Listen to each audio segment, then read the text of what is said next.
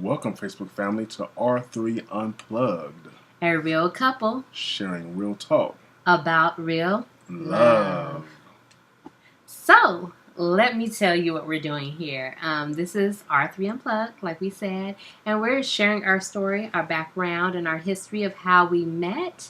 And we hope that this can be a blessing to other couples who are just going through the relationship journey or those who are seeking a soulmate. So, where do we want to start about how we met? Let's start. You want me to tell? Yeah. Okay. We'll go back and forth. How are you? Okay. Let you set it up. Let my girl set it up. Yeah. Always want to make her shine. Okay, so here you go. We were kids actually, and my grandfather was a pastor, and his dad is a pastor, and so our churches fellowshipped with one another, and we would have afternoon services. We were kids, of course. I remember seeing him at services, but he does not remember seeing me. Honestly, I didn't. It wasn't intentional, y'all. Honestly, I just did. I just don't remember. Not until much years later. Exactly. So, although we did not officially get introduced at that time, we did actually talk and meet. When? You tell me. In June 1999, at a Youth Career Day service at Faith Christian Church. Okay. Which is my church. Yeah. So, go into a little bit more. Okay. I want you to tell the story because, see, we have different recollections. So I'm going to let him tell it and then I'll correct. Oh, you see that? It could just be his and it could just be mine and hers. Okay. Well, as I understand it, we both were guest speakers at the Youth Career Day service, and after the program was over, her aunt, Minister Terry Taylor, introduced us, and I recall her saying to me, "Okay, Minister Perry Spencer Jr., this is my niece, DeJuana Golden. DeJuana Golden, this is Minister Perry Spencer Jr. So I want you all to meet each other and whatnot." And so she went away, and we introduced ourselves to each other. And then I remember her saying, "You know what? I could ask for a phone number and an email address." No. See, this is where we differ.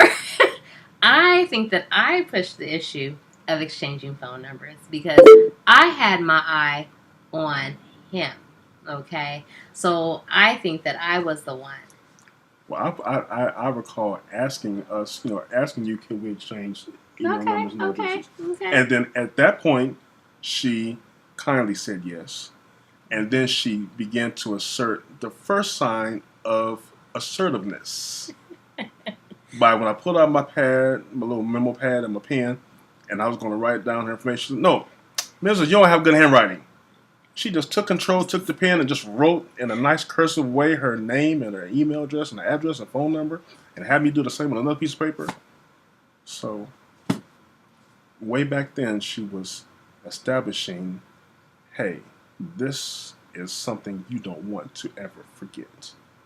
And 15 years later, yeah, look at what it has manifested. Yeah. Now, let's keep in mind, though, that we tried our hand at dating a couple of times throughout the 15 years, but we just, twice we tried to get together, and it just wasn't God's timing. It just wasn't. Exactly, wasn't the right timing. Misfired. Yeah. Exactly. So it took the 15 years of us going through other relationships and kind of really talking to each other about them. I would seek counsel from him, praying for each other, encouraging each other, nursing each other's wounds and crying on each other's shoulders, and but always motivating each other to continue to be successful in our respective callings in life. Her, the businesswoman, me in ministry, and she's been keeping it 100 with me all these 15 years, and bless God for where He has positioned us. Because as I say, when God aligns it up, when the time is right for the hookup, He's the one that's going to keep you up. That's right. Yeah. So, like I said, my main message is that it is not a quick process. So, you have to be patient. God's timing is the right timing and the perfect timing. So you have to be obedient to that. Don't rush it, because then you wind up making your own decisions and not making God decisions. And it's important to always make God decisions in order for it to work out, right? So. And we are in a position where God has connected us at a point to be able to go forth with a relationship. Everything is in order. Exactly. And we're just following God's leading and just transitioning from just being 15-year-long friends to now being in a relationship with each other. And it's a transition, right? Yes, it is. It's a transition. A good transition. It is. And our main objective is to maintain a healthy spirit in our relationship and to be able to influence others with that same healthy, positive spirit as well. Exactly. So, you know, there are going to be more episodes. We're going to discuss real issues. So it's not going to be sugar-coated. Just real things that even Christian couples go through. So we want you to stay tuned, right? That's right. All right. Stay tuned for another episode of R3 Unplugged. That's right. Peace. Deuces. Bye. DNP explosion. Booyah! Coming at you.